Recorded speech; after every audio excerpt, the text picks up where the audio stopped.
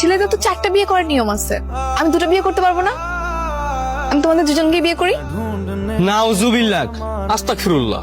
না আসলে আমি তো খারাপ কিছু মিন করে বলি নাই, আমার তো দুজনকে ভালো লাগে, আমি কাকে ধরবো কাকে ছাড়বো আমি সেটাই বুঝতে পারতেছি না।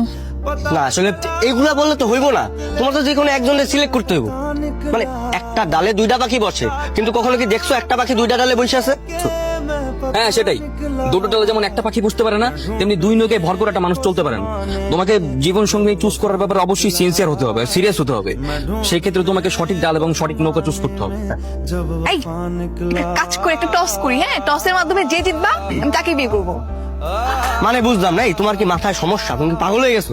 আমাদের দুজনের জীবন মরণের লড়াই চলতেছে, তুমি একটা টস দিয়ে জীবন সঙ্গী সিলেক্ট করতেছো, এগুলো হইলো? মানে তোমার দাম কি এতই সস্তা হয়ে গেছে? রিমি তুমি সব কি বলতেছো? তোমার জন্য এই মেকানিক ভাইয়ের সাথে আমার মারামারি হাতাহাতি খুনাখুনি পর্যায়ে পর্যন্ত চলে যাচ্ছে, সেখানে তুমি বলতেছো যে তোমার আমার জীবনটা নির্ভর করবে শুধুমাত্র টসের উপর।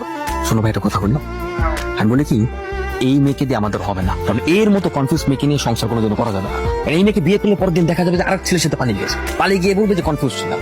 এ বেশ হুমকি শুরু করবে। তুমি তো একদম মানে সঠিক কথা বলছো। ভাই আমি এই মেয়ের সাথে নাই, তোমার যদি ইচ্ছা হয় তুমি এই মেয়ের সাথে গিয়ে থাকো, আমি এর ভিতরে তার কি বলতাছো? আমি তোমার সিদ্ধান্ততে একমত, তুমি যা বলবা সেটাই।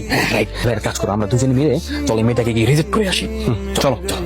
রিমি, আমি তোমাকে বিয়ে করতে পারবো না। হ্যাঁ রিমি, আমিও তোমাকে বিয়ে করতে পারবো না। সে কি, এটা কোনো কথা? আমাকে বিয়ে করতে পারবো না মানে কেন, কি হয়েছে? এইটাই কথা।